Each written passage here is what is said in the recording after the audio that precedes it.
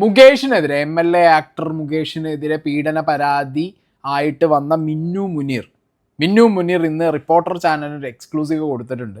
അതിൽ മിന്നു മുനീർ പറയുന്ന കാര്യങ്ങൾ എന്താണെന്ന് വെച്ച് കഴിഞ്ഞാൽ, ഈ മുകേഷിന് ഇപ്പോൾ ജാമ്യം കിട്ടിയതിൽ അവരുടെ അതൃപ്തിയും SIT എന്ന് പറഞ്ഞ സ്പെഷ്യൽ ഇൻവെസ്റ്റിഗേഷൻ ടീമിൻ്റെ മുകളിലുള്ള അവർക്കുള്ള വിശ്വാസ്യത കമ്മിയായി. And the next thing, Mukesh എന്ന് പറഞ്ഞൊരു MLA ആണ്, ഒരു ആക്ടറാണ്. ഇനി ഭാവിയിൽ സിനിമയിൽ അഭിനയിക്കണമെങ്കിലോ മകന് ജോലി കിട്ടണമെങ്കിലോ അങ്ങനെയുള്ള കാര്യങ്ങൾക്കൊക്കെ ഒരു സൗഹൃദമായിട്ടുള്ളൊരു സുഹൃത്ത് ബന്ധം കീപ്പ് ചെയ്യുന്നത് നല്ലതാണ് എന്ന് വിചാരിച്ചിട്ട് ഇവർ കുറേ വാട്സാപ്പ് മെസ്സേജ് അയച്ചു എന്നൊക്കെയാണ് ഇപ്പോൾ അവരുടെ വേർഷൻസ് അവർ പറഞ്ഞുകൊണ്ടിരിക്കുന്നത്. ഓക്കെ, അപ്പോൾ എന്താണെന്നുണ്ടെങ്കിലും മിന്നു മുനീർ എന്ന് പറഞ്ഞ പേരും അവരുടെ ഫേസും വെക്കുന്നതിൽ പ്രശ്നമുണ്ട്. കാരണം കോടതിയിൽ കിടക്കുന്ന കേസാണ്. വെച്ച് കഴിഞ്ഞാൽ നേരത്തെ 12 യൂട്യൂബേഴ്സിന് ആരൊക്കെയാണെന്നൊന്നും അറിയാൻ പാടില്ല, നമ്മളൊക്കെ ഉണ്ടോ എന്ന് അറിയാൻ പാടില്ല. എന്താണെന്നുണ്ടെങ്കിലും കേസ് വന്നിട്ടുണ്ടായിരുന്നു. ഇനി ഇവരുടെ ഫേസ് വെച്ചാൽ കേസ് വരുമോ ഇല്ലേ എന്നുള്ളൊരു ചോദ്യം ഉണ്ടാവും. റിപ്പോർട്ടർ ചാനലിൽ ഇത് ഇവരോട് ചോദിച്ച സമയത്ത് ഇവരുടെ പേരും ഇവരുടെ ഫേസും വെച്ചോ എന്ന് പറഞ്ഞതുകൊണ്ടാണ് ഈവൻ അവരടക്കം ഇവരുടെ ഫേസും പേരും വെച്ചിട്ട് ഈ ഒരു കോണ്ടന്റ് എടുത്തിട്ടുള്ളത്. എന്താണെങ്കിലും അവർ ഇന്ന് പറഞ്ഞ കുറച്ച് കാര്യങ്ങളുണ്ട്. നിങ്ങൾ അന്ന് മുകേഷ് ഇട്ട ഒരു എക്സ്പ്ലനേഷൻ ഉണ്ട് ഈ ഫേസ്ബുക്കിൽ ഈ ഒരു കാര്യത്തിനെ കുറിച്ചിട്ട്, ഈ ഒരു ആരോപണം, പീഡന പരാതിയെ കുറിച്ചിട്ട്. 2009 സിനിമയിൽ അവസരം വേണം എന്ന് പറഞ്ഞ് മുകേഷിൻ്റെ വീട്ടിലേക്ക് വന്നു എന്നും 2022 മുകേഷിനോട് ഒരു ഇത്ര എമൗണ്ട് 1 ലക്ഷം രൂപ ഇവർ ചോദിച്ചു എന്നും അതിനെ തുടർന്ന് കൊടുക്കാൻ റെഡി അല്ലാത്തത് കൊണ്ട് മുകേഷിനെ ഭീഷണിപ്പെടുത്തി എന്നും വർഗീയത പറഞ്ഞു. അങ്ങനെ കുറേ കാര്യങ്ങൾ എഴുതിയിട്ടിട്ടുണ്ടായിരുന്നു. അപ്പോൾ ആക്ച്വലി ഇതിനൊക്കെ കണക്ട് ചെയ്യുന്ന കാര്യങ്ങളാണ് ഇപ്പോൾ മിന്നു മുനീർ വന്ന് ഇന്ന് റിപ്പോർട്ടർ ചാനലിൽ നടത്തിയ ഈ കാര്യങ്ങൾ, അതായത് പറഞ്ഞ കുറേ കാര്യങ്ങൾ, അതായത് മുകേഷ് അന്ന് എഴുതിയിട്ട കാര്യങ്ങളായിട്ട് നമുക്ക് പെട്ടെന്ന് കണക്റ്റ് ആക്കാൻ പറ്റും. ഓക്കെ, അതാണ് മിന്നു മുനീറിന് ആദ്യം ഈ SITൻ്റെ മുകളിൽ എന്താണ് ഒരു വിശ്വാസ്യത കമ്മിയാവാനുള്ള റീസൺ എന്നുള്ളത് നോക്കാം. ഇപ്പം മുകേഷിന് ജാമ്യം കിട്ടിയല്ലോ. ജാമ്യം കിട്ടിയെന്ന് വെച്ചാൽ ഒരിക്കലും ആരും കുറ്റവിമുക്തനാകുന്നില്ല. അതിപ്പോ എന്തെങ്കിലും ആയിക്കോട്ടെ, പക്ഷെ നമുക്ക് അതിന് അപ്പീൽ പോകാമല്ലോ. അപ്പൊ അതിന് അവർ ആദ്യം പോകുന്നുണ്ടെന്ന് പറഞ്ഞു. അപ്പൊ ഞാനും വളരെ ഒക്കെ അവർ കൊടുക്കുന്നുണ്ടെങ്കിൽ കൊടുക്കട്ടെ എന്ന് വിചാരിച്ചിരുന്നു. ലാസ്റ്റ് അവർ പറഞ്ഞു അവർക്ക് പോകാൻ പറ്റത്തില്ല എന്ന് മുകളിൽ നിന്ന് പറഞ്ഞപ്പോഴേ എനിക്ക് ആ ഒരു കോൺഫിഡൻസ് അങ്ങ് നഷ്ടപ്പെട്ടു. കാരണം നമ്മളിപ്പോൾ ഒരു 10-13 ദിവസമായിട്ട് നമ്മൾ ഇവരുടെ കൂടെ ഫുൾ ആക്റ്റീവായിട്ട്, ഞാൻ ഫുൾ കോപ്പറേഷനായിട്ട് ഞാൻ ഇവരോട് എൻ്റെ പേഴ്സണൽ കാര്യം പോലും ചെയ്യാതാണ് ഞാൻ ഇവരൊപ്പം നിൽക്കുന്നത്. കാരണം സമൂഹ നന്മയ്ക്ക് വേണ്ടിയാണല്ലോ എന്ന് ഓർത്തുണ്ട്, സ്വന്തമായിട്ടുള്ള സമൂഹ നന്മയ്ക്ക് വേണ്ടിയാണ് ഞാൻ ഇതിൽ ഇപ്പം 10-15 വർഷം മനസ്സിൽ വെച്ചൊരു കാര്യമാണ്. എന്തുകൊണ്ട് ഞാൻ മുൻപോട്ട് ഇത് വന്നെന്ന് വെച്ചാൽ ഇത് സത്യമാണ്, അത് ജനങ്ങളെ അറിയിക്കാൻ വേണ്ടിയാണ്. ഈ നടക്കുന്ന കാര്യങ്ങളൊക്കെ സത്യമാണ്. ഇപ്പോൾ തന്നെ 10-60 പെൺകുട്ടികളോളം ഇന്ന് ഈ അവർക്കുണ്ടായ ദുരന്ത അനുഭവങ്ങൾ ഈ അടുത്ത ആഴ്ചയിൽ പങ്കുവയ്ക്കാമെന്ന് അവർ നമുക്ക് മൊഴി കൊടുക്കാമെന്ന് അവർ സമ്മതിച്ചിട്ടുണ്ട്. അപ്പം ഈ ഹേമ കമ്മിറ്റിയുടെ 4 കുറേ പേജുകൾ എന്തായാലും മിസ്സായല്ലോ. അപ്പം അത് പുറത്ത് വരുമ്പോഴത്തേക്ക് പ്രമുഖന്മാരെല്ലാവരും അതുകൊണ്ടാണ് ഇത് ഒളിച്ചു വെച്ചിരിക്കുന്നത്. ഇപ്പൊ എനിക്കെന്ന് വെച്ചാൽ ഇപ്പൊ അവരിവിടെ വരുന്നു, സൈബർ വരുന്നു, എൻ്റെ ഫോണിൽ നിന്ന് എല്ലാം ഡാറ്റാസ് ട്രാൻസ്ഫർ ചെയ്യുന്നു, കമ്പ്യൂട്ടറിൽ നിന്നെല്ലാം ട്രാൻസ്ഫർ ചെയ്യുന്നു, പിന്നെ ലാപ്ടോപ്പിൽ നിന്നെല്ലാം ട്രാൻസ്ഫർ ചെയ്യുന്നു. അപ്പോൾ അത് എന്തൊക്കെയോ ഈ കേസിൽ ബന്ധമില്ലാത്ത കാര്യങ്ങളൊക്കെ ആൾക്കാരുടെ ഒക്കെ ഇവർ എടുത്തിട്ട് അതിൽ നിന്നെല്ലാം എനിക്ക് കുഴപ്പമില്ല, എല്ലാം എടുത്തോട്ടെ, അത് അവർ എവിഡൻസ് എടുക്കാൻ, അവർ കൂടുതൽ എവിഡൻസ് എടുക്കുന്നതാണ്. ഇപ്പം 2008 യാത്ര ഏത് ദിവസമാണ്, ഞാൻ ഏത് ഫ്ലൈറ്റിലാണ് പോയത്, ഏത് ബസ്സിനാണ് എന്നൊന്നും ഇവർക്ക് അറിയില്ലല്ലോ. അപ്പോൾ അവരത് തപ്പിയെടുക്കുവാണ്. പക്ഷേ പിന്നെ ഞാൻ പോയി നോക്കുമ്പോൾ കമ്പ്യൂട്ടറിനകത്ത് ഇതെല്ലാം പ്രിവ്യൂ നോട്ട് അവൈലബിൾ എന്നൊക്കെ കാണിക്കുന്നു. അപ്പോൾ എനിക്ക് ഭയങ്കര പതുക്കെ കുറച്ച് ഫീലിംഗ് ആയി. അപ്പോൾ ഇന്നലെ തൊട്ട് എൻ്റെ ഫേസ്ബുക്ക് എനിക്ക് ആക്സസ് കിട്ടുന്നില്ല. അങ്ങനെ കംപ്ലീറ്റ് പിന്നെ എൻ്റെ ഫേസ്ബുക്കും കയ്യിൽ. അപ്പോൾ SIT ആയിട്ട് എല്ലാ രീതിയിലും സഹകരിച്ചു, പക്ഷേ ഫേസ്ബുക്ക് അടക്കം ഇവരുടെ കുറേ കാര്യങ്ങൾ ബ്ലോക്ക് ചെയ്തു. എന്ത് ചെയ്യുന്നറിയില്ല. ഈവൻ ജാമ്യം കിട്ടി, അത് എന്തുകൊണ്ട് ഇവരത് ജാമ്യത്തിനെതിരെ പോകുന്നില്ല, അങ്ങനെ കുറേ ഡൗട്ട് ഉള്ളത് കൊണ്ട് എനിക്ക് ഇതിലൊരു സംശയം വരികയാണ്. ഓക്കെ, SITയിൽ ഒരു സംശയം വരികയാണ്, എന്നെ കൊണ്ട് ഇത് നടക്കുന്നില്ല തോന്നുകയാണ്, ഞാനായിട്ട് തന്നെ എനിക്ക് നീതി കിട്ടില്ല. ആ തോന്നലുകളൊക്കെ ആദ്യം പങ്കുവെച്ചെങ്കിലും ഇനി റിപ്പോർട്ടർ TVയിൽ അവർ പറയാൻ പോകുന്ന കാര്യങ്ങൾ എന്ന് പറഞ്ഞു കഴിഞ്ഞാൽ നിങ്ങൾ കേട്ടോ. ഒരു സംശയം, മുകേഷ് കോടതിയിൽ ചില തെളിവുകളൊക്കെ കൊടുത്തിരുന്നു. നിങ്ങൾ തമ്മിൽ വാട്സപ്പ് ചാറ്റുകൾ ഉണ്ടായിരുന്നോ? വാട്സപ്പ് ചാറ്റുകൾ ഉണ്ടായിരുന്നോ എന്ന് ചോദിച്ചാൽ 2009 വാട്സപ്പ് ചാറ്റുകൾ ഉണ്ടായിട്ടില്ല. പിന്നെന്ന് വെച്ചാൽ 2012 ഞാൻ പുള്ളിക്കാരൻ, കാരണം എനിക്ക് പുള്ളിക്കാരനോട് ഒരു ഇടപാടുണ്ടല്ലോ, ഞങ്ങൾ തമ്മിലൊരു ഇടപാടുണ്ട്. അപ്പൊ ഞാൻ അങ്ങനെ എന്നെ പണ്ട് എന്നെ ഉപദ്രവിച്ച് തന്നെ, എന്നെ പീഡിപ്പിച്ച് തന്നെ ഓർമ്മയുണ്ടോ? അത് ഞാൻ അയച്ചിട്ടുണ്ട്. പീഡിപ്പിച്ചത് ഇടപാട് എന്നൊക്കെ പറയുന്നത് എന്തോ നടക്കുന്നത്. പീഡനം എന്ന് പറയുന്നത് ചെറിയൊരു കാര്യമാണോ? ഞാൻ ചോദിക്കുന്നത്, നിങ്ങളുടെ സമ്മതമില്ലാതെ നിങ്ങളെ ഒരാൾ ഉപദ്രവിച്ചു, ഓക്കെ, നിങ്ങളുടെ സമ്മതമില്ലാതെ നിങ്ങളെ ഒരാൾ ഉപദ്രവിച്ചു, അത് നിങ്ങളെ മനസ്സിൽ എപ്പോഴും ട്രോമയാണ്. നിങ്ങളെ ആ സിറ്റുവേഷനിലേക്ക് അവർ വലിച്ചു കൊണ്ടുപോവുകയാണ്, അത് നിങ്ങളെ ഹരാസ് ചെയ്യുകയാണ്, നിങ്ങളെ പണിഷ് ചെയ്യുകയാണ്. അങ്ങനെയുള്ളൊരു സാധനത്തിന് നിങ്ങൾ ഇടപാട് എന്നൊക്കെ പറയും, അങ്ങനെയുള്ളൊരു സിറ്റുവേഷൻ നിങ്ങൾ ഇടപാട് എന്ന് പറയും. ഇത് റിയലായിട്ട് ആ സിറ്റുവേഷൻ അനുഭവിച്ചവർക്ക് പോലും ഒരുമാതിരി ഇത് കോമഡി ആക്കി പറയണ പോലെയല്ലേ ഇവർ പറയുന്നത്. ഇതിന് മുമ്പൊരു സാധനം പറയുന്നുണ്ടായിരുന്നു, ഇതിന് തെളിവുണ്ടോ എന്ന് വെച്ചപ്പോൾ എന്ത് തെളിവ്, പെണ്ണായി ഞാൻ പറയും അതാണ് തെളിവ് എന്നാണ് ഇവർ പറഞ്ഞിട്ടുണ്ടായിരുന്നത്. ഇപ്പം ഇതെന്താ ഇടപാട് പോലും, എന്ത് എന്നെ പീഡിപ്പിച്ചു, അതൊരു ഇടപാടാണ് ഞങ്ങൾ തമ്മിൽ. അപ്പം അതിനർത്ഥം എന്താ അവിടെ? എനിക്ക് തോന്നുന്നത് സംതിങ് ലൈക്ക് കൺസെൻഷണൽ ആയിട്ടുള്ള കാര്യങ്ങളായിരിക്കണം മേ ബി, അല്ലാതെ ഈ ഇടപാട് എന്നുള്ള വാക്കൊന്നും വായെന്ന് ചാടില്ല. അത് എനിക്ക് അങ്ങനെയാണ് തോന്നുന്നത്. അങ്ങനെ ഞാനിപ്പോ 2009 ഈ ദുരനുഭവം ഉണ്ടാവുന്നത് അല്ലേ മിനു? 2009 നമ്മൾ നേരത്തെ പറഞ്ഞ രീതിയിലൊക്കെ മുകേഷ് സംസാരിക്കുന്നത് ഒക്കെ ബുദ്ധിമുട്ടുണ്ടാവുന്നത്. ആ 2009 ബുദ്ധിമുട്ടുണ്ടായി. ആ 2009 വാട്സപ്പ് ചാറ്റില്ല, കാര്യം വാട്സപ്പ് ഇല്ലല്ലോ. പിന്നീട് ഏതെങ്കിലും തരത്തിൽ ഈ മുകേഷിനെ ബന്ധപ്പെടാൻ നിങ്ങൾ ശ്രമിച്ചിരുന്നോ, ഫോണിലൂടെയോ അല്ലാതെയോ? പിന്നെ നമുക്ക് ഞാൻ അന്ന് അവിടുന്ന് പിന്നെ കേരളത്തിൽ നിന്ന് പോയില്ല, 2013 ആയപ്പോഴത്തേക്കും പോയി. പിന്നെ ഞാൻ അന്ന് ഒരു സിംഗിൾ പേരന്റ് ആയിരുന്നു. അന്ന് ഞാൻ സിംഗിൾ പേരന്റ് ആ സമയത്ത്. അപ്പൊ ഞാൻ ഈ കുഞ്ഞുങ്ങളെ അങ്ങോട്ട് പഠിപ്പിക്കുക. അപ്പം ഞാൻ കുഞ്ഞുങ്ങൾക്കാണ് പ്രയോറിറ്റൈസ് ചെയ്തത്. ഞാൻ കുഞ്ഞുങ്ങളുടെ പഠിത്തക്കാരെ എഡ്യൂക്കേഷന്റെ കാര്യം നോക്കണോ, അത് ഇവർക്കെതിരെ കേസുമായിട്ട് പോകണോ? അപ്പോൾ കേസുമായിട്ട് പോയി അന്നൊക്കെ ഭയങ്കര ഇൻഫ്ലുവൻസ് ആണ്, ഞാൻ അതിന് പോയില്ല. അപ്പോൾ പിള്ളേരുടെ കാര്യം ഒന്ന് സേഫ് ആക്കട്ടെ. പക്ഷെ ഇന്ന് ഞാൻ പിള്ളേരെ കൊണ്ട് ചെന്നൈ പോയി. ഇതിനിടയിൽ എനിക്കൊരു ബുദ്ധിമുട്ട് വന്നു. ഞാനൊരു സിംഗിൾ പേരന്റ് ആകുമ്പോൾ തീർച്ചയായിട്ടും നമുക്ക് ബുദ്ധിമുട്ട് വരും, സാമ്പത്തിക ബുദ്ധിമുട്ട് വന്നു. അപ്പോൾ ഞാൻ മോളുടെ ഒരു ഫീസിന്റെ കാര്യത്തിന് വേണ്ടി ഞാൻ പലരോടും ഞാൻ ഹെൽപ്പ് ചോദിച്ചിട്ടുണ്ട്. ആ ചോദിച്ച കൂട്ടർ ഇദ്ദേഹത്തിനോട് ചോദിച്ചത് തെറ്റാണോ?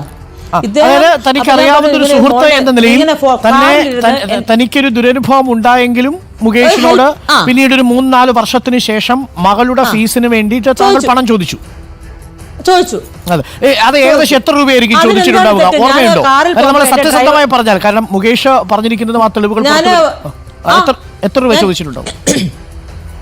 ഇല്ലില്ല, ഞാൻ 25,000 ഞാൻ ചോദിച്ചു മോളുടെ എങ്ങനെ ഫീസിന് വേണ്ടി. അതുകൊണ്ട് അപ്പം തന്നെ പുള്ളിക്കാരൻ ദേഷ്യപ്പെട്ടു, സോറി കേട്ടോ ഞാൻ ടൈറ്റാണ്, ഇത്ര പെട്ടെന്ന് പുള്ളിക്കാരൻ പറഞ്ഞു. അപ്പോൾ എനിക്ക് ഭയങ്കര ഫീൽ ചെയ്തു, അയ്യോ എന്നെ പീഡിപ്പിച്ച ആളും കൂടെയാണ്. എന്നിട്ടും ഒരു കൊച്ചിൻ്റെ അതുപോട്ടെ, എനിക്ക് മെമ്പർഷിപ്പ് തന്നില്ല, പോട്ടെ, ഞാൻ അതൊക്കെ വിട്ട് ഞാനിപ്പോൾ ചെന്നൈയിലാണ്. ഞാൻ അവിടെ ചെന്നൈയിൽ മുമ്പ് എനിക്ക് പെട്ടെന്ന് അത്യാവശ്യം വന്നപ്പോൾ ഞാനിങ്ങനെ റോളൊക്കെ ചെയ്തിട്ടാണ് ഞാൻ പിള്ളേരുടെ ഫീസ് അടയ്ക്കണം, വാടക കൊടുക്കണം, ഇലക്ട്രിസിറ്റി അടയ്ക്കണം, അപ്പോൾ എന്തെല്ലാം ബുദ്ധിമുട്ട് ഒരു സിംഗിൾ പേരന്റ് നോക്കണം. അപ്പോൾ ഞാൻ അത് അദ്ദേഹത്തിനോട് ചോദിച്ചു. എനിക്കിന്ന് അതിലൊരു തെറ്റായിട്ട് എനിക്ക് തോന്നുന്നില്ല. ഞാൻ 25,000 മാത്രമേ ചോദിച്ചിട്ടുള്ളൂ മുകേഷിനോട് അന്ന്. 25 അന്ന് പുള്ളിക്കാരോട് ചോദിച്ചു. പുള്ളി അപ്പം തന്നെ എടുത്ത് എന്നെ ആക്ഷേപിക്കുന്ന പോലെ വലപ്പോൾ അന്ന് ഭയങ്കര അതിലും വലിയ വേദനയായിപ്പോയി. ഞാൻ ഇങ്ങനെ ചോദിച്ചു. അപ്പോൾ എൻ്റെ മോള് അടുത്ത് ഫ്രണ്ടിൽ ഇരിപ്പുണ്ട്, എൻ്റെ ഡ്രൈവറും ഇരിപ്പുണ്ട്. അവരുടെ മുമ്പ് വെച്ചാൽ ഹലോ മുകേഷ് ചേട്ടാ, എനിക്ക് ഒരു അർജൻറ്റ് കാര്യമുണ്ട്, മോളുടെ ഒരു അഡ്മിഷൻ്റെ കാര്യത്തിന് വേണ്ടിയാണ്. ഞാനിപ്പം അവിടുന്ന് ഇറങ്ങിയപ്പോൾ കുറച്ച് 25,000 കുറവുണ്ട്. അവരെന്തോ ഊട്ടിയിലായിരുന്നു, അപ്പം എന്തോ 65,000 പെട്ടെന്ന് ഞാൻ കെട്ടണമായിരുന്നു. അപ്പോൾ എനിക്കൊരു 25,000 കുറവുണ്ട്, എന്നെ ഒന്ന് സഹായിക്കുമോ? ഞാൻ വളരെ പ്ലീഡിങ് ആണ് ചെയ്തത്, റിക്വസ്റ്റ്. ഒരു സിംഗിൾ പേരൻ്റെ വിഷമം നിങ്ങൾക്ക് മനസ്സിലാവുമോ എന്ന് എനിക്കറിയത്തില്ല. അത്രയും ബുദ്ധിമുട്ട് ഞാൻ ചോദിച്ചപ്പോൾ ഉടനെ എന്നെ കൂടെ പറഞ്ഞു, സോറി കേട്ടോ ഞാൻ ഇച്ചിരി ടൈറ്റ് ആണെന്ന് പറഞ്ഞു. അപ്പോൾ എനിക്ക് അത് മനഃപൂർവ്വം, അപ്പോൾ എനിക്കൊന്നും പെട്ടെന്ന് ഐ ഫെൽറ്റ് വെരി ബാഡ്. അപ്പോൾ ഞാൻ പറഞ്ഞു ഓക്കെ സോറി കേട്ടോ, ചോദിച്ചിട്ട് സോറി കേട്ടോ എന്ന് പെട്ടെന്ന് വെച്ചു. അപ്പോഴും മനസ്സ് നീറിക്കൊണ്ടിരിക്കും. എന്താ അവസ്ഥ? അവരെ വളരെ മോശമായ രീതിയിൽ സിനിമാ ഫീൽഡിൽ ഉപദ്രവിച്ചൊരു വ്യക്തി, മോശമായ കാര്യങ്ങൾ, മെഴുകുതിരിൻ്റെ കാര്യമൊക്കെ അവർ പറഞ്ഞ ഓർമ്മയുണ്ടല്ലോ, എല്ലാം പറഞ്ഞ് അവർക്ക് AMME അസോസിയേഷനിൽ മെമ്പർഷിപ്പ് കൊടുക്കില്ല എന്ന് വരെ പറഞ്ഞ് അവരെ തഴഞ്ഞ് മുന്നോട്ട് അവരുടെ സിനിമയിൽ എന്ത് ചെയ്യണം വേണ്ട എന്നുള്ളത് അയാൾ തീരുമാനിക്കുന്നൊക്കെ ഇവരോട് ഭീഷണിപ്പെടുത്തി. പിന്നെ അവർ ഉപദ്രവിച്ച കാര്യമൊക്കെ അവർ പറഞ്ഞു. ഇത്രയൊക്കെ ചെയ്ത വ്യക്തിയോട് വീണ്ടും പോയിട്ട് 25,000 രൂപ ഇടപാട് എന്നൊക്കെ പറഞ്ഞ് ചോദിക്കൂടി. എനിക്ക് ഈ സംഗതി ഒട്ടും അങ്ങോട്ട് ഡൈജസ്റ്റ് ആവുന്നില്ല. ഓക്കെ, എങ്ങനെ അത് പറ്റും എന്നുള്ളതാണ് ഞാൻ ആലോചിച്ച് നോക്കുന്നത്. ഏത് സിറ്റുവേഷനിലാണെന്നുണ്ടെങ്കിലും ഇപ്പം ഞാൻ പറഞ്ഞല്ലോ, ഒരു കൺസെൻഷനിലാണ്, ഓക്കെ, ഒരു പരസ്പര ധാരണയിൽ ഉള്ളൊരു ബന്ധമാണെന്നുണ്ടെങ്കിൽ ചിലപ്പോൾ ചോദിക്കും, ചിലപ്പോൾ അല്ല, എന്തായാലും ചോദിക്കും. പക്ഷേ ഇത് ഇവരെ ഉപദ്രവിച്ചൊരു വ്യക്തിയോട് ഇവരെങ്ങനെ പോയി ചോദിക്കും? അതിനുള്ളൊരു മൈൻഡ് വരും. ഇപ്പോൾ ഒന്നും വേണ്ട, ഇത് പീഡനം ഒക്കെ വിട് നിങ്ങൾ. ഇപ്പം എന്നെ ഒരാൾ വളരെ മോശമായ രീതിയിൽ എന്നോട് ബിഹേവ് ചെയ്തു, എന്തെങ്കിലും എന്നോട് ചെയ്തു, ലൈക്ക് ഒന്നുമല്ല, ലൈക്ക് ഒന്നും വേണ്ട, നമ്മൾ മുഖത്ത് നോക്കി നമ്മളൊരു തുപ്പിയിട്ട് പോയി എന്ന് വിചാരിച്ചു. അയാളെ ആണെങ്കിൽ പോലും നമ്മൾ ഒരു നേരം അയാളുടെ അടുത്ത് പോയി രണ്ടാമത് കയ്യിൽ നിന്ന് കിട്ടും. ഏത് സിറ്റുവേഷൻ ആണെങ്കിൽ നമ്മളെന്താ വിചാരിക്കുക? ചത്തുപോയാലും കുഴപ്പമില്ല, അയാളെ മുന്നിൽ പോകില്ല എന്നല്ലേ വിചാരിക്കും നമ്മൾ. അങ്ങനെ സാധിക്കണമെന്നാണ് എനിക്ക് മനസ്സിലാവാത്തത്. അതിപ്പോൾ ഞാൻ ഇവിടെ എന്തൊക്കെയാലും ഞാൻ തുറന്നു പറയാം. 2022 എൻ്റെ ഒരു കസിൻ ഇവിടെ വന്നിട്ട് ഇവിടെ TV കണ്ടുകൊണ്ടിരുന്ന TV കണ്ടപ്പോൾ ആ മുകേഷ് ഏടനെന്ന് പറഞ്ഞ് ചോദിച്ചപ്പോൾ എനിക്ക് ദേഷ്യം പറഞ്ഞു, കുകേഷ് അവൻ്റെ ആ റിമോട്ട് വാങ്ങിച്ചിട്ട് ഞാൻ അങ്ങോട്ട് ഓഫ് ചെയ്തു. അപ്പോൾ എന്താ ചേച്ചി? ഞാൻ പറഞ്ഞു അവനാ, നീ അവൻ്റെ സിനിമ കണ്ടുപോയേക്കിട്ടെന്ന് പറഞ്ഞു. അപ്പോൾ എന്താണെന്ന് വെച്ചപ്പോൾ ഞാൻ പറഞ്ഞാ അവൻ വൃത്തികെട്ടവനാ എന്ന് പറഞ്ഞു. വൃത്തികെട്ടവനാ? ഞാൻ പറഞ്ഞു എനിക്ക് അവനിൽ നിന്നും കുറച്ച് വിഷമങ്ങളൊക്കെ ഉണ്ടായിട്ടുണ്ട്. അപ്പം ഞാൻ എൻ്റെ കസിൻ ബ്രദറാണ്, അമ്മയുടെ ആങ്ങളുടെ മോൻ്റെ അടുത്ത് ഞാൻ ഇങ്ങനെ കാര്യങ്ങൾ പറഞ്ഞു. എടാ എന്നിട്ട് ഇവൻ ഇങ്ങനെയൊക്കെ ചെയ്തു, എന്നിട്ട് എനിക്ക് മെമ്പർഷിപ്പ് തരാമെന്ന് പറഞ്ഞ് എനിക്ക് ഇത് എന്താ ചെയ്യേണ്ടത്? അപ്പോൾ നമ്മളെ പീഡിപ്പിച്ച ഒരു വിഷമം നമുക്ക് ഉള്ളിൽ കിടക്കുവാണ്. ഞാൻ ഇവൻ്റെ അടുത്ത് പറഞ്ഞു, ഇവൻ്റെ അടുത്ത് കാര്യങ്ങൾ പറഞ്ഞിട്ട് ഇവനിങ്ങനെ അതെയോ, അയ്യോ അവൻ അത്രയ്ക്കും വൃത്തികെട്ടനാണോ? വൃത്തികെട്ടവൻ വെറുതെ അല്ല, സരിത അതൊക്കെ ഇങ്ങനെയൊക്കെ പുള്ളിക്കാൻ സംസാരിച്ചു. ഇത് കഴിഞ്ഞപ്പോഴത്തേക്കും എനിക്ക് സേർവൻ്റ് വന്നപ്പോൾ ഞാൻ സേർവൻ്റിനോട് കിച്ചണിലോട്ട് പോയി. ഇവൻ ഈ സമയം എൻ്റെ ഫോൺ എടുത്ത്, ഇപ്പം ഞാൻ തുറന്നു പറയുക, ഇപ്പം നാളെ ഞാൻ തന്നെ അയച്ചെന്ന് വേണമെങ്കിൽ പറയാം, എനിക്കതിന് കുഴപ്പമില്ല. പക്ഷെ നിങ്ങൾ പൊതുജനം എന്താണോ സത്യം നിങ്ങൾ അറിയണം. ഇവൻ എൻ്റെ ഫോൺ എടുത്തിട്ട് മുകേഷിൻ്റെ നമ്പർ എടുത്തിട്ട്, മുകേഷിനെ ഫോൺ വിളിച്ചത് എൻ്റെ നമ്പറിൽ നിന്നാണോ ഇവന്റെ നമ്പറിൽ നിന്നാണ് എനിക്കറിയത്തില്ല, പക്ഷെ ഇവൻ വിളിച്ച് നല്ല ചീത്ത പറഞ്ഞു. ആദ്യം ഇവൻ എൻ്റെ ഫോണിൽ നിന്ന് എടുത്തിട്ട് മെസ്സേജ് അയച്ചു. എന്നിട്ട് പറഞ്ഞു മുകേഷ് ഏട്ടാ, അതായത് ഞാൻ പറഞ്ഞ കാര്യങ്ങളൊക്കെ, നിങ്ങളെ മെമ്പർഷിപ്പ് തരാന്ന് പറഞ്ഞ് എന്നെ പീഡിപ്പിച്ചതൊക്കെ ഓർമ്മയുണ്ടോ? എന്നെ നിങ്ങളുടെ ഫ്ലാറ്റിൽ കൊണ്ടുപോയത് ഓർമ്മയുണ്ടോ? അങ്ങനെ ഒരു മെസ്സേജ് ഇവൻ എൻ്റെ ഫോണിൽ നിന്ന് അയച്ചു. അയച്ചിട്ട് പിന്നെ ഞാനിങ്ങ് വന്നപ്പോഴത്തേക്ക് ഇവന്റെ കണ്ണൊക്കെ ഇങ്ങനെ ഞാനെന്നുള്ള രീതിയിൽ എന്റെ ഫോണിൽ നിന്ന് ഇവൻ അയച്ചു. ഏത് ലെവലിലേക്കാണ് ഈ സ്റ്റോറി കൊണ്ടുപോകുന്നത്? ഇതെങ്ങോട്ട് പോകുന്നു ഈ കഥ എനിക്ക് മനസ്സിലാവുന്നില്ല. ആദ്യം 25,000 രൂപ ചോദിക്കുന്നു, തന്നെ ഉപദ്രവിച്ച വ്യക്തിയുടെ അടുത്ത് 25,000 ചോദിക്കുന്നു, കിട്ടിയില്ല. അതിനുശേഷം കുറച്ച് വർഷങ്ങൾക്ക് ശേഷം കസിനോട് കാര്യങ്ങൾ പറഞ്ഞിട്ട് കസിൻ മെസ്സേജ് അയക്കുന്നു. കസിൻ അപ്പോൾ A to Z കാര്യങ്ങൾ ഇവർ പറഞ്ഞു കൊടുത്തിട്ടുണ്ടാണ്. കാരണം കസിൻ മെസ്സേജ് അയച്ചതിൻ്റെ ഒരു ഫോർമാറ്റ് ഈ ലേഡി പറയുന്നത് അങ്ങനെയാണ്, ഫ്ലാറ്റിൽ കൊണ്ടുപോയി പീഡിപ്പിച്ചു, ഇതിങ്ങനെ അയക്കുകയാണ്. അപ്പം ആദ്യം ഈവൻ മുകേഷ് ആണെന്നുണ്ടെങ്കിലും മുകേഷിൻ്റെ പോസ്റ്റിനകത്ത് 25,000 ചോദിച്ച കോളിനെ കുറിച്ചില്ല, പക്ഷെ ഈ ഇൻസിഡൻറ്റിനെ കുറിച്ചിട്ടുണ്ട്. ഇവരുടെ അടുത്തുനിന്ന് വന്ന ബ്ലാക്ക് മെയിലിംഗ് മെസ്സേജിനെ കുറിച്ചിട്ട് മുകേഷ് പറയുന്നുണ്ട്. 1,00,000 രൂപ ചോദിച്ചു എന്ന് പറയുന്നുണ്ട്. ഇവർ പറയുന്നത് ഇത് അയച്ചത് ഇവരുടെ കസിനാണ്, ഇവരല്ല, ഇവരറിഞ്ഞിട്ടില്ല. പക്ഷെ ഇവരുടെ ഫോണിൽ നിന്ന് അയക്കും, അവരുടെ ഫോണിൽ നിന്ന് അയക്കുമ്പോൾ അവരായിട്ടല്ലേ അപ്പുറത്തുള്ള ആൾക്ക് തോന്നും. ഇത് എങ്ങോട്ടാണ് ഈ സ്റ്റോറി? ഞാൻ അപ്പടിയല്ല, ഇതിൻ്റെ ഒരു സംശയം എന്താണെന്ന് വെച്ച് കഴിഞ്ഞാൽ, ഓക്കെ ഇത്രയൊക്കെ പ്രശ്നങ്ങൾ അനുഭവിച്ചിട്ടും ഇത്രയൊക്കെ ആയിട്ടും എങ്ങനെയാണ് ആ ഒരു നമ്പർ വരെ ഇവർ സേവ് ചെയ്ത് വെച്ചിരിക്കുക? ബ്ലോക്കാക്കി അപ്ലൈ സാധനം വിടണ്ടേ? അങ്ങനെ സംഭവിച്ചു കഴിഞ്ഞാൽ എപ്പോഴും ഇത് എടുത്തു വയ്ക്കൂ. ഇമോജിയൊക്കെ അയച്ചു എന്ന് പറയുന്നുണ്ട് ഇവിടെ, മറ്റേ ഉമ്മയുടെ ഇമോജി, അതിനൊക്കെ എക്സ്പ്ലനേഷൻ ഈ ലേഡി കൊടുക്കുന്നുണ്ട്, അങ്ങനെ ആയിക്കൂടെ ഇങ്ങനെ ആയിക്കൂടെ എന്നുള്ളത്. അത്ര കൂളായിട്ടാണ് അവർ കാര്യം, അവരുടെ സൈഡിൽ നിന്ന് അവർക്ക് ചിലപ്പോൾ കൂളായിട്ട് പറയുന്നതായിരിക്കാം, വാട്ട് എവർ ഇറ്റ് ഈസ്. പക്ഷേ കേൾക്കുന്ന ഒരാൾക്ക് ഈ സംഗതി എന്നുള്ളൊരു തോന്നലേ വരും. മനസ്സിലായ? ഇതിപ്പോൾ ഇനിയിപ്പോൾ ഈ SITൻ്റെ പണി എന്ന് പറഞ്ഞാൽ ഈ കസിനെ കണ്ടുപിടിക്കാൻ പോകേണ്ടി വരും. നീ തന്നെയാണോ മെസ്സേജ്? അല്ല വേറെ വഴിയില്ല, പ്രൂഫില്ലല്ലോ. ഇവരെ ഫോണിൽ നിന്ന് കസിൻ അയച്ചു എന്ന് പറഞ്ഞാൽ പിന്നെ എന്ത് ചെയ്യാൻ പറ്റും? എന്തെങ്കിലും ചെയ്യാൻ പറ്റൂ? ഒന്നും ചെയ്യാമല്ല. ഇനി ആ കസിനെ വിളിച്ച് കൊടുന്ന് ചോദിക്കേണ്ടി വരും, നീ ആണോ അയച്ചേ? കഴിഞ്ഞിട്ടില്ല, കസിൻ അക്കൗണ്ട് നമ്പർ അടക്കം മുകേഷിന് അയച്ചു കൊടുത്തു എന്ന് അറിയുന്നത്. കസിൻ അക്കൗണ്ട് നമ്പർ അടക്കം ഓർമ്മ ഉണ്ടായിരുന്നു എന്ന് അറിയുന്നത്. 1,00,000 രൂപയും ചോദിച്ചു. എന്നിട്ട് ഈ മെസ്സേജ് കസിൻ അയച്ചത് ഇവർ നോക്കിയിട്ടേ ഇല്ലാന്ന് പിന്നെ ഫോൺ എടുത്തിട്ട്. ഇപ്പം കേസ് മുകേഷിന് വന്നപ്പോഴാണ് ഇവർ ഈ മുകേഷ് ബ്ലാക്ക് മെയിലിനെ കുറിച്ച് പറഞ്ഞപ്പോഴാണ് മുകേഷിന് ഇവർ അയച്ച മെസ്സേജുകൾ എടുത്ത് നോക്കുന്നത്. അപ്പോഴാണ് ഈ മെസ്സേജ് കാണുന്നത്. അന്ന് ഇവർ ചിന്തിച്ചപ്പോഴാണ് മനസ്സിലായത് അതൊന്ന് കസിൻ അയച്ചതാണെന്നുള്ളത്. എങ്ങനെ ഉണ്ടാ ലൂപ്പ്? ശരി, എന്റെ കസിൻ അയച്ചു, ബിബിനാണ് അവൻ അയച്ചു. അപ്പൊ ഇച്ചിരി കഴിഞ്ഞപ്പോഴത്തേക്ക് എന്തോ ഓരോ ഒച്ചയൊക്കെ കേട്ടപ്പോഴത്തേക്ക് ഞാൻ ഇങ്ങനെ ഓടി വന്നപ്പോഴത്തേക്ക് ഇവരെ കണ്ണൊക്കെ ചുമന്നിരിക്കുന്നു. ഞാൻ പറഞ്ഞു എന്താ എന്ന് പറഞ്ഞു. അപ്പൊ ഇവൻ പറയാം ഞാൻ കൊടുത്തിട്ടുണ്ട് അവനിട്ട്. ഞാൻ പറഞ്ഞു എന്ത്? മുകേഷിനെ ഞാൻ വിളിച്ചു. എന്നിട്ട് അപ്പോൾ അവൻ പറയാം, ഞാൻ പറഞ്ഞു എടാ ഡാഷ് മോനെ ഇത് വന്ന് നിന്റെ കാല് ഞാൻ ഓടിക്കണം, നീ എന്താണ് എൻ്റെ പെങ്ങളെ നീ ചെയ്ത്? അങ്ങനെ ഇവൻ കുറേ ഇവൻ്റെതായ ലോക്കൽ ഭാഷ ശരിക്കും അങ്ങോട്ട് പറഞ്ഞപ്പോൾ ഞാനിങ്ങനെ പറഞ്ഞു, അത് വേണ്ടിയിരുന്നില്ല. നീ നിനക്കോടുന്ന ഫോൺ കിട്ടിയോ? ഞാൻ ചേച്ചിയുടെ ഫോണിൽ നിന്ന് നമ്പർ എടുത്തു. അപ്പം ഞാൻ ചോദിച്ചു, നീ എൻ്റെ ഫോണിൽ നിന്നാണോ, നീ ആരുടെ ഫോണിൽ നിന്ന് വിളിച്ചേ? അപ്പോൾ അവൻ പറഞ്ഞു എൻ്റെ ഫോണിൽ. എനിക്കറിയില്ല എൻ്റെ ഫോണിൽ നിന്നാണോ അവൻ വിളിച്ചത്. പക്ഷെ ഞാൻ മിണ്ടിയിട്ടില്ല, എനിക്കറിയത്തില്ല. പക്ഷെ ഇപ്പം കോടതി പോകുമ്പം ഈ മെസ്സേജ് ആരുടെ ഫോണിൽ നിന്നാണ് പോയേക്കുന്നത്? എൻ്റെ ഫോണിൽ നിന്നല്ലേ? എനിക്ക് കോടതി പറഞ്ഞത് ഞാൻ പറയാൻ പറ്റത്തില്ല. പക്ഷെ അതിലെന്തെങ്കിലും സാമ്പത്തിക സഹായം കസിൻ നല്ല ചീത്ത പറഞ്ഞു. അതെ അത് ഞാൻ അറിഞ്ഞിട്ടില്ല. നിങ്ങൾ ഇതിനു മുമ്പ് എന്നോട് ചോദിക്കുന്നുണ്ടല്ലോ, മിനു ഇങ്ങനെ പൈസ ചോദിച്ചോ, ബ്ലാക്ക് മെയിൽ ചെയ്തോ. അപ്പൊ ഞാൻ പറയുന്നില്ലേ, ബ്ലാക്ക് മെയിൽ ചെയ്തെങ്കിൽ എന്തുകൊണ്ടായാലും കംപ്ലൈന്റ് കൊടുത്തില്ല, ഞാൻ നിങ്ങളുടെ അടിച്ച് സംസാരിക്കുക. 2022 മിനുവിന്റെ ഫോണിൽ നിന്ന് മിനു അറിയാതെ മിനു ഉള്ള ഒരു ദിവസം കസിനോട് ഈ കാര്യം പറഞ്ഞപ്പോ കസിൻ മിനു എന്ന വ്യാജേന ഒരു മെസ്സേജ് അയച്ചിട്ടുണ്ട്. അതിനകത്ത് പൈസ ആവശ്യപ്പെട്ടിരുന്നു ഈ കസിൻ. ഇത് കസിനെ ആവശ്യപ്പെട്ടിട്ടുണ്ട്, 1 lakh ചെയ്തിട്ടുണ്ട്. മര്യാദക്ക് ഞാൻ അവിടെ വരും, നീ എൻ്റെ പെങ്ങളെ അവനെന്താ പറഞ്ഞു ഞാൻ കേട്ടുപോലില്ല. അവൻ പറഞ്ഞു ഞാനിങ്ങനെ അവൻ്റെ ഫോണിൽ നിന്ന് അയച്ചു എന്ന് പറഞ്ഞപ്പോഴും ഈ സേർവൻ്റ് എന്നെ വിളിച്ചപ്പോൾ പിന്നെ എൻ്റെ മൈൻഡ് ഡൈവേർട്ടായി പോയി. അത് കഴിഞ്ഞിട്ട് അവൻ അങ്ങോട്ട് പോവുകയും ചെയ്തു. അപ്പോൾ പിന്നെ ഞാൻ പിന്നെ എൻ്റെ മൈൻഡ് അങ്ങ് ഇവനിങ്ങനെ അയച്ചിട്ടുണ്ടാവും എനിക്ക് ഓർമ്മയോ. 2013 25,000 രൂപ ചോദിച്ചു, 2022 1 ലക്ഷം രൂപ കസിൻ ചോദിച്ചു. ഈ 2 ചോദ്യമേ ഉണ്ടായിട്ടുള്ളൂ, 2 തവണ മാത്രമേ സഹായം ചോദിച്ചിട്ടുള്ളൂ. അത്രേ ഉള്ളൂ. ഇതിലൊന്നും ഞാൻ ചോദിച്ചത് ആ മോളുടെ ഫീസ് മാത്രമേ ഞാൻ ചോദിച്ചിട്ടുള്ളൂ.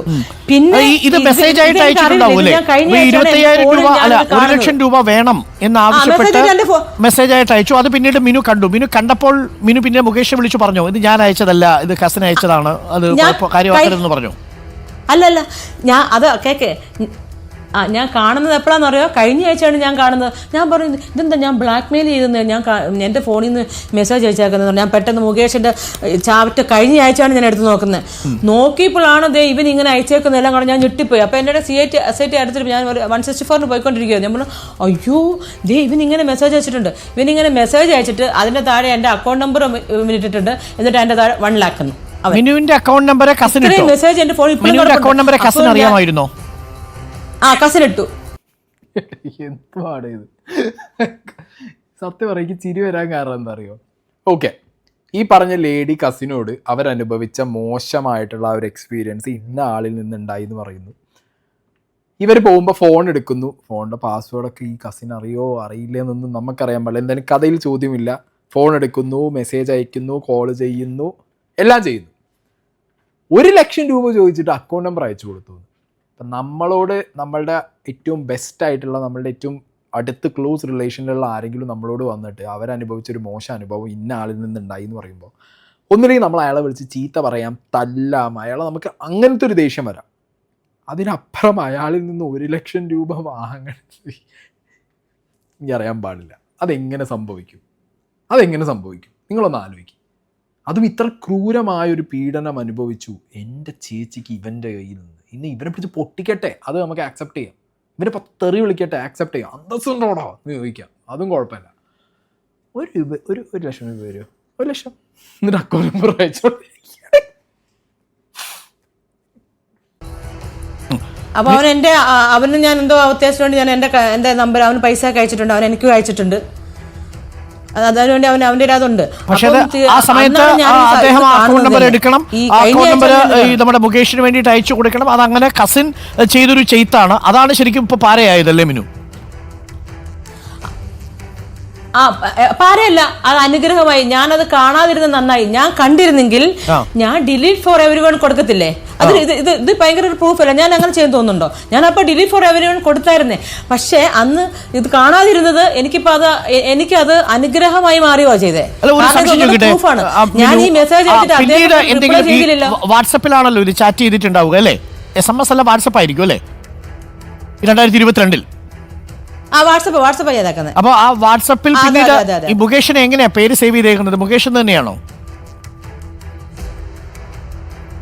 മുകേഷ് ആക്ടർ. ഓക്കെ. അപ്പൊ അതിനുശേഷം പിന്നീട് എപ്പോഴെങ്കിലും ചാറ്റിംഗ് ഉണ്ടോ? ആ ചാറ്റിന്റെ ലിസ്റ്റിൽ വേറെ എന്തെങ്കിലും ചാറ്റ് ഇത് കഴിഞ്ഞാൽ പിന്നെ ചാറ്റ് ഉണ്ടായിട്ടില്ല? ഇല്ല. ഈ അവസാനത്തെ ചാറ്റാണോ ഇത്? ലാസ്റ്റ് ചാറ്റാണോ ഇത്? ഇത് അവസാനത്തെ ചാറ്റാണ്. അപ്പൊ ഇങ്ങനെ ഒരു കാര്യം എന്റെ കസിൻ ചോദിച്ചപ്പോഴും അദ്ദേഹം പേടിച്ചിരിക്കുമായിരുന്നു. പുള്ളിക്കാരൻ ഇവനവിടെ ചെല്ലുമെന്ന് പറഞ്ഞു. ഞാൻ കൊല്ലത്തിന് വരുന്നുണ്ടടാ ഡാഷ എന്നൊക്കെ പറഞ്ഞുകൊണ്ടാണ് സംസാരിച്ചത്. ഞാൻ വരാടാ, ഞാൻ നീ ചെയ്തതൊക്കെ എന്നിട്ട് നീ വലിയ ഇതായിട്ടിരിക്കുന്നതാണ്, നീ വലിയ മാനിനാണെന്നൊക്കെ പറഞ്ഞ് സംസാരിച്ചെന്നാ പറഞ്ഞത്.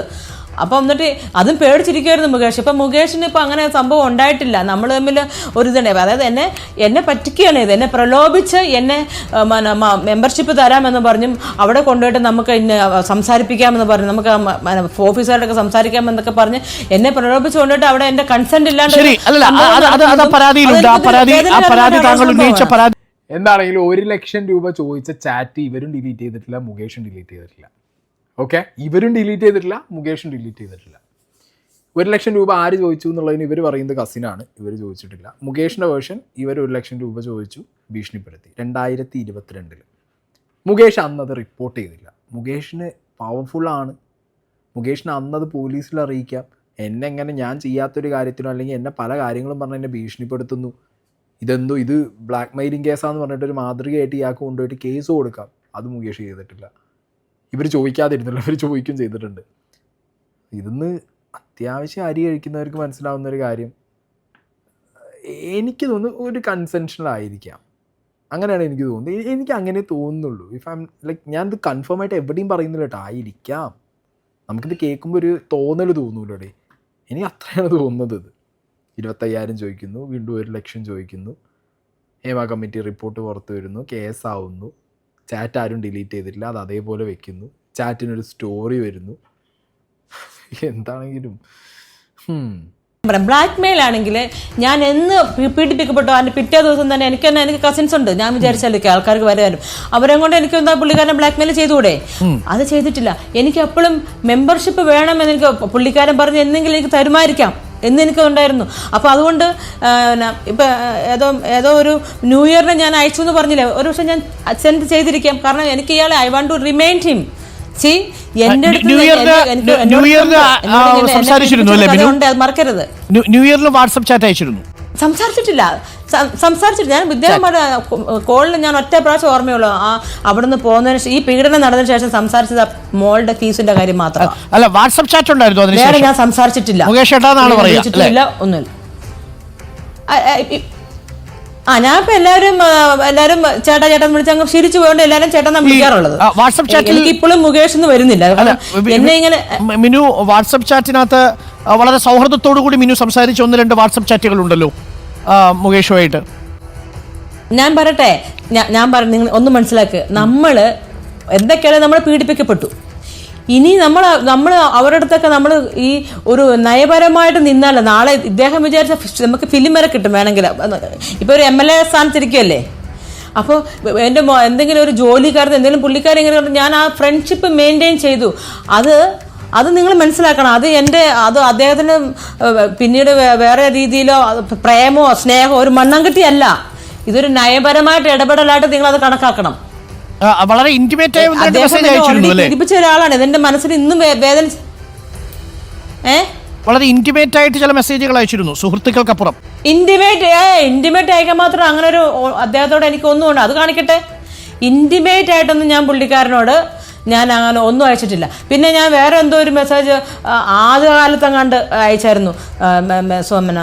മുകേഷേട്ടൻ ഇതൊക്കെ കളാം, സരിത ചേച്ചിയായിട്ട് നിങ്ങൾ ഒരുമിച്ച് ജീവിക്കുക, സരിത ചേച്ചിയുടെ 2 ആൺകുട്ടികൾ, അങ്ങനെയൊക്കെ ഒരു മെസ്സേജ് ആദ്യകാലത്ത് ഞാനൊരു ഇമെയിൽ ചെയ്തിട്ടുണ്ട്. അതോ ഞാൻ ഓർക്കുന്നുണ്ട്, ശരിക്കും ഓർക്കുന്നില്ല.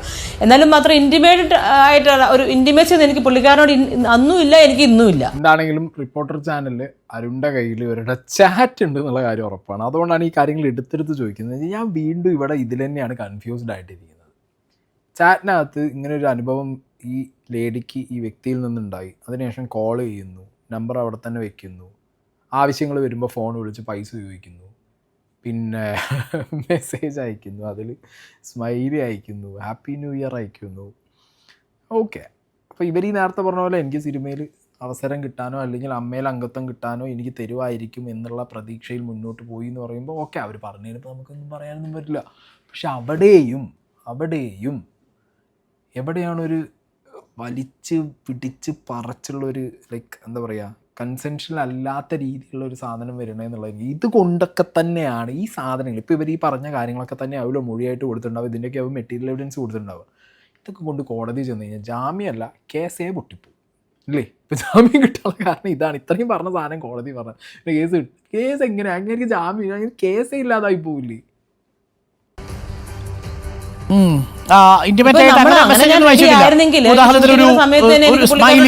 ചുംബനത്തിന്റെ ഒരു സ്മൈലി അതൊന്നും അയച്ചിട്ടില്ല. ഹാർട്ടൊക്കെ അയച്ചിട്ടുണ്ട്, സ്മൈലി ഒക്കെ അയച്ചിട്ടുണ്ടായിരിക്കും. ഞാനൊരു കാര്യം പറയട്ടെ, നമുക്ക് ഇപ്പൊ ഞാൻ ഇങ്ങനെ ഓൾറെഡി ഇതായിട്ടുണ്ട്, എനിക്ക് ഇനി ഫിലിമിലോട്ട് എനിക്ക് ഇനി വരേണ്ടതാണ്. എനിക്ക് മെമ്പർഷിപ്പ് വേണം. എന്നെ പണ്ട് നിങ്ങൾ പ്രോമിസ് ചെയ്ത് പീഡിപ്പിച്ച ഒരാളാണ്, എന്നെ പ്രലോഭിച്ച് വീട്ടിൽ നിന്ന് ഇറക്കിക്കൊണ്ട് പോയതാണ്. ഇതൊന്നും മറക്കരുത്.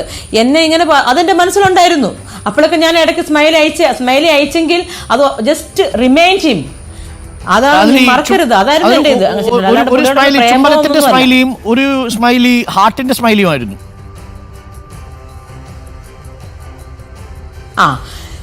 ഞാനൊരു കാര്യം പറയട്ടെ, ഞാൻ എല്ലാവർക്കും ഇത് അയക്കാറുണ്ട്. ഇപ്പൊ എനിക്കൊരു വാട്സപ്പ് ഗ്രൂപ്പുണ്ട്, വാട്സപ്പ് ചാനല്. ആ ചാനലിനകത്ത് നിങ്ങൾ നോക്കിയാൽ നമ്മൾ എല്ലാവരും ഉണ്ട്, കുറെ പേര്, എല്ലാം ഫ്രണ്ട്സ് ആണ്. ഞാൻ എല്ലാവർക്കും ഗുഡ് നൈറ്റ് കേട്ടോ. എന്നിട്ട് നമ്മൾ ഉമ്മ അതിന്റെ ഒരു എന്താണ് ഐക്കോണ എന്താ പറയാ, അത് അയക്കുമ്പോ നമ്മൾ സ്ട്രേറ്റിലല്ല കൊടുക്കുന്നത്. അതെന്റെ ഒരു സ്നേഹപ്രകടനം, ദാറ്റ്സ് ഓൾ. അതിനെ നിങ്ങൾ ലെസ്റ്റ് ആയിട്ട് കണക്കാക്കരുത് പ്ലീസ്. ഇപ്പൊ സംസാരിക്കുന്ന ഞാൻ പറയാം. അപ്പൊ അതിനർത്ഥം എന്താ? അത് തുറന്നു പറഞ്ഞ നന്നായി.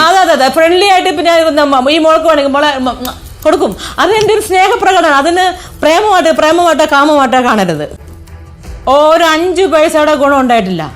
പിന്നെ എനിക്ക് അന്ന് ഞാൻ മിണ്ടാണ്ടിരുന്നത് എൻ്റെ മക്കളുടെ ഭാവി ഓർത്ത് ഞാൻ മിണ്ടാണ്ടിരുന്നത്.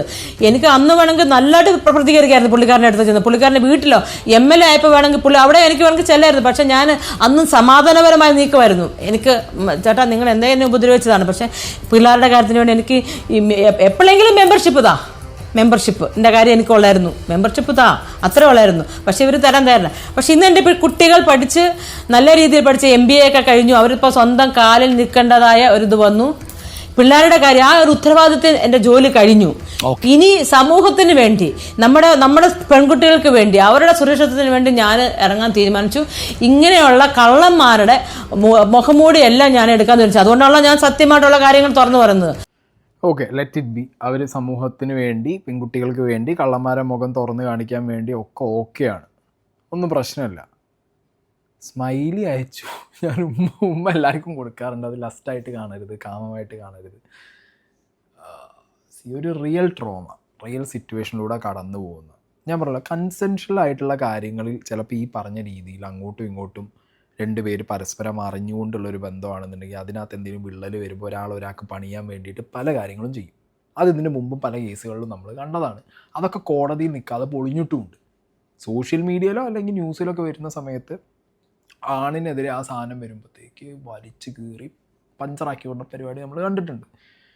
സ്ത്രീകൾ അവിടെ എങ്ങനെയാണ്, അവർ കോടതിയിലോ അല്ലെങ്കിൽ അവരുടെ മുഖം വരാറില്ല. പക്ഷേ ഇവിടുത്തെ കേസിൽ എന്ന് പറഞ്ഞു കഴിഞ്ഞാൽ ഇവർ ഈ വന്നിരുന്ന് പറയുന്നത് കേൾക്കുമ്പോൾ കോടതിയിൽ ഈ സ്ഥാനം സ്റ്റാൻഡ് ചെയ്യില്ല. അറ്റെനി കോസ്റ്റ് ഈ സാധനം സ്റ്റാൻഡ് ചെയ്യാൻ പോകുന്നില്ല. ജാമ്യം വെറുതെ അല്ല കിട്ടിയത്. പീഡനത്തിന് ഇരയായ വ്യക്തി പീഡിപ്പിച്ചവന് ഇമോജിയൊക്കെ അയച്ചു കൊടുത്ത് എനിക്ക് അറിയാൻ പാടില്ല കോടതിയിൽ ഇതെങ്ങനെ നിൽക്കുന്നു. അത് SIT ഈ കേസ് എങ്ങനെ ഹാൻഡിൽ ചെയ്യുന്നുള്ളൂ എനിക്കറിയില്ല. ലാസ്റ്റ് ഈ കേസ് പൊട്ടിപ്പോയത് SITൻ്റെ തലയിലിരിക്കും. SIT ചതിച്ചു, SIT വഞ്ചിച്ചു.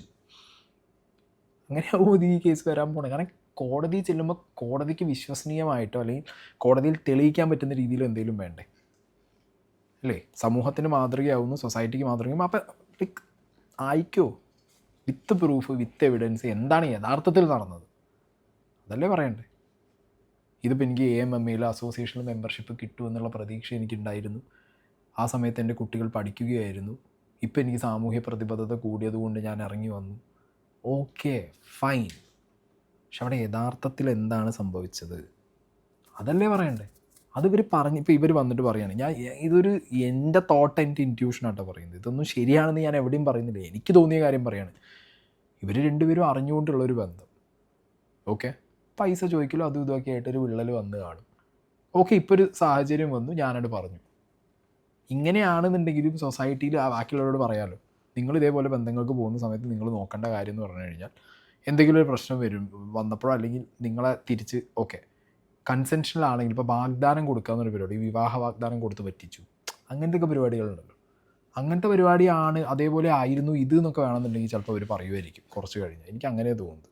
പക്ഷെ എങ്ങനെയാണെന്നുണ്ടെങ്കിലും എനിക്ക് ഇത് ഈ വലിച്ച് പറിച്ചു കൊണ്ടുപോയിട്ട് പീഡനത്തിന് പല തലങ്ങളാണ്, പല രീതിയിലാണ് ഈ സാധനം അസസ് ചെയ്യാറ്. പക്ഷെ ഞാൻ പറയുന്നത് ഇതൊക്കെ കേൾക്കുമ്പോൾ ഒരു പൊതുജനം എന്നുള്ള നിലയ്ക്ക് ഈ സാധനം കോടതിയിലെങ്കിലും നിൽക്കണ്ടേ, ഈ കേസായിട്ട് നിൽക്കണ്ടേ. ഒരു കേസ് പൊട്ടിപ്പോയാൽ ജെന്യുവിനായിട്ട് അപ്പുറത്ത് 10 കേസുകൾക്ക് നേരെ ക്വസ്റ്റ്യൻ മാർക്ക് വരിക. ക്രെഡിബിലിറ്റി അവിടെ അവരുടെ ആ ജെന്യുവിൻ കേസ് പറയുന്നവരുടെ, ഇത് ജെന്യുവിൻ അല്ലാന്ന് ഞാൻ പറയുന്നില്ല കേട്ടോ, ജെന്യുവിൻ ആയിരിക്കും, അതുകൊണ്ടാണ് അവർ കേസായിട്ട് മുന്നോട്ട് പോകുന്നത്. ഇവർ കേസായിട്ട് തന്നെ മുന്നോട്ട്, അത് കോടതി തീരുമാനിക്കേണ്ടത് ജെന്യുവിനാണോ അല്ലെന്നുള്ളത്. പക്ഷേ ഇതേപോലുള്ള കാര്യങ്ങൾ മീഡിയേൻ്റെ മുന്നിലും ഇവർ പറയുമ്പോഴും പൊതുജനത്തിനും കൂടി കൺവിൻസിങ് ആവുന്ന രീതിയിൽ എന്തെങ്കിലും ഒരു കാര്യം വേണ്ടേ. ഇത് കേൾക്കുമ്പോൾ അതില്ല. ഇത് കേൾക്കുമ്പോൾ ഒരു സാധാരണക്കാരന് വരെ തോന്നുന്നു, ഇത് എന്തോന്നാണ് ഇത്. ഇതിനിടയിൽ ഇപ്പോൾ വേറൊരാൾ വന്നുകൂടി, അയാൾ ഭീഷണി അയച്ച് 1 ലക്ഷത്തി. എന്താണെങ്കിലും ഈ ഒരു റിപ്പോർട്ടറിൽ ഈ ഒരു ഡിബേറ്റ് കഴിഞ്ഞ് ഇനി അങ്ങോട്ട് നടക്കാൻ പോകുന്നത് മുകേഷിന് എല്ലാവരും ക്ലീൻ ചീറ്റ് കൊടുത്ത് വിടലായിരിക്കും മിക്കവാറും.